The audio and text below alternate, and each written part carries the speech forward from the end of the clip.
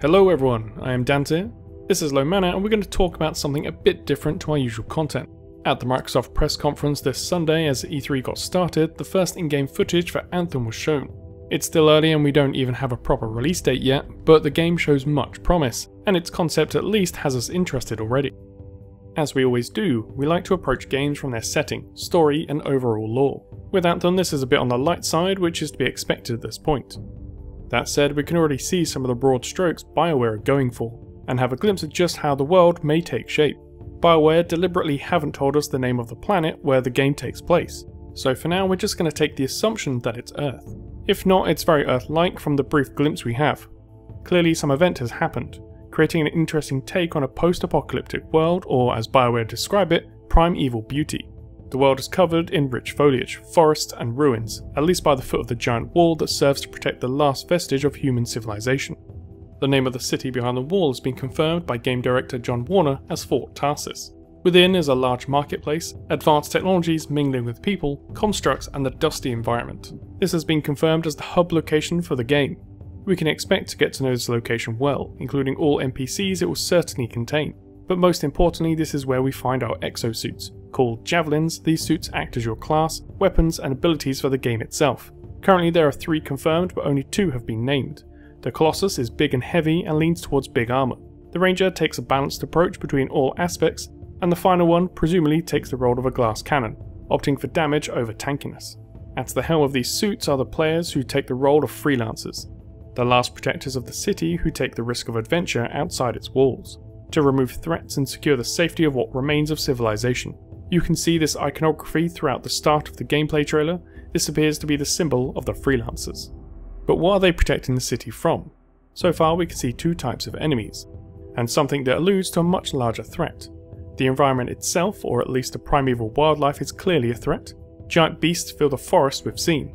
Who's to say what other threats await? The second is far more prominent and named the Scar, seemingly a core enemy faction that appears to be alien, or at least another species with technology similar to our own. Within them we already know of variants such as the Heavy that was called out during the gameplay session. Through interviews it has been confirmed that there will be enemy exosuits to fight against, but it's unclear if the Scar count as these, or if we can expect other rogue human factions to fight against us. Lastly, the Shaper Storm. Although not an enemy in themselves, the origin for them is likely linked to something important both thematically and in terms of enemies. This could be a naturally occurring event, a side effect of what has already happened to the planet, or perhaps a larger threat yet to be revealed. Now that we've covered the basics of the world building, we've got a lot of in-game mechanics to run through, starting with how we interact with the world with the UI itself. The basics are all here and looking rather minimalistic, making it look clean and allowing for you to focus on the environments and action at hand. We seem to have a set of 3 abilities, none of which have any visible cooldown, at least in this build. Instead we have ammo counters, which means they will have a limited use on longer incursions, or there will be an ammo drop system at some point.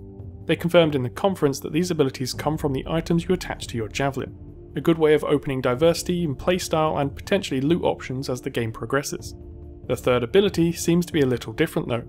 A lot of games have the theme of ultimate abilities in them. They either need to be charged or have a much longer cooldown. It's hard to tell for certain, but Anthem seems to be taking a different approach. No time, charge or ammo seems to be present, so perhaps instead it uses ammunition from both of your equipped abilities, making its use devastating but far more costly in terms of resources that are limited, opening up an additional layer of decision making during combat, using the right amount of resources to get you through an encounter. In the bottom right of the screen we get Anthem's version of a health bar, which seems to be more accustomed to an armor bar, which is fitting for an armored exosuit. The health seems to be segmented into 3 sections, and doesn't seem to regenerate once damage has been taken. No real information was given on how this scales with each variant or levels, but it's still early days, which applies for everything really. Finally, for the core UI is your primary weapon, kept relatively simple with no weapon icons, just a reticule appearing in combat. For a looter shooter style game it seems odd that the weapons would be so limited, but again this is still in early alpha. There are a few other aspects we've noticed that weren't really talked about, but it's still popped up throughout. Starting with diving off the wall, we can see mission markers in the distance, giving us a glimpse at the open world nature of the game. The first one we get to see is pretty self-explanatory, a skull icon. It's pretty safe to assume this is going to be some form of kill mission. The second we see is straight after this and is a mountain with a ruin inside. It's also one we see later on with an achievement linked to it. so we know exactly what it's for. The Mountain of Ruin icon is for explorable ruins in the world. What this includes, it's still too soon to say, but they should be a great way of uncovering the lore of Anthem as well as getting loot and XP along the way. The third is far more ambiguous and is simply a flag, which could really mean anything. Story missions, maybe some form of PvP related, it's hard to tell just yet. But it did look like a large building, or rather, it used to be. Perhaps a first glimpse of a player vs player zone? The last objective marker we noticed is for exploration, and adds a set of binoculars to the map. We see these when the ranger dived into the water, so it seems we'll be rewarded for finding new locations and exploring them to the fullest. Now finally we move on to the core gameplay loop of all games in this space, the loot. The one item that dropped wasn't particularly impressive, but it did provide a lot of information into the loot system itself. The most obvious being rarity, which we expect in any loot-based game. Secondly, stats. Damage, accuracy, range, rate of fire, and ammo, with actual numbers not just sliding bars. Along with this is the Diablo style up and down green or red arrows showing you improvements on your currently equipped weapons. A useful feature for switching to new items as you're out in the world. We didn't see anything hinting towards attachments or special effects on the weapon though, which would be a shame not to include, as interesting effects are always more fun than pure stat sticks. Lastly, the name of Jura's Wrath shows us a link to the lore of Anthem, so perhaps they will tie into the story, or have their own descriptions giving insight into their origins. From weapons we can move to equipment drops. We know from the interaction between the actors that a mortar dropped, taking the place of one of the triggered abilities, so it feels safe to assume they will drop in a similar way to weapons, along with rarity and stats, although they are likely to have more in-depth descriptions due to how they function. The final piece of loot we saw drop is in the form of currency, either to spend or to craft with. The Brinium shards popped up in the sidebar when a chest was opened, which also confirms some level of AoE looting between party members. However, I would suspect a form of personal looting system to be in place, as no one was running to grab the loot when the weapon dropped, much like we see in other looting games like Diablo 3. This would be an interesting system to be implemented into a game such as Anthem. There is also another system in play linked to group play, that although it doesn't seem to have any effect on loot, it should have an impact on effectiveness. Before entering the Javelin, we can see to the right another mech with Ally of the Week. What this specifically means is unknown, but it's clear they are promoting good group play in some way at least.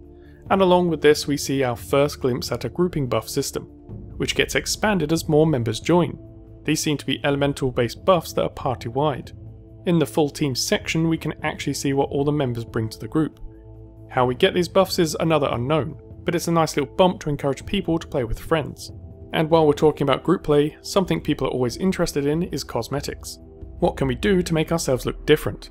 So this has been briefly mentioned in some interviews, but we get a glimpse of this in the trailer.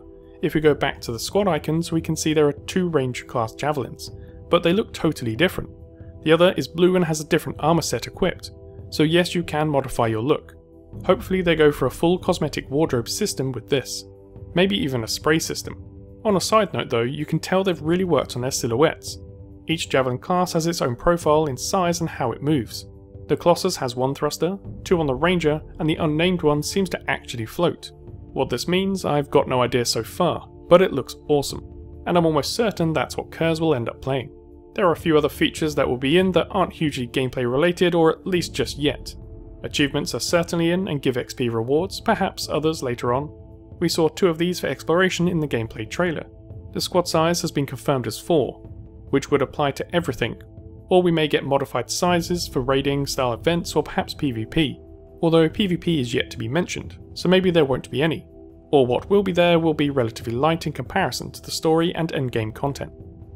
So that's a lot of information from only a first look, but we leave with even more questions. Rather than list every question and our opinions, we'll probably follow this up with our thoughts on the direction of the game and what we personally would like to see. What did you think of the reveal? Is Anthem a game you can see yourself playing? And what do you really want to see happen in the game? Let us know in the comment section below. Thanks for watching this episode. If you enjoyed this, please hit that like button, subscribe if you haven't already, and hit that little bell for notifications on future content, be that Anthem, Overwatch, or Destiny. Until next time, I've been Dante, thanks for watching.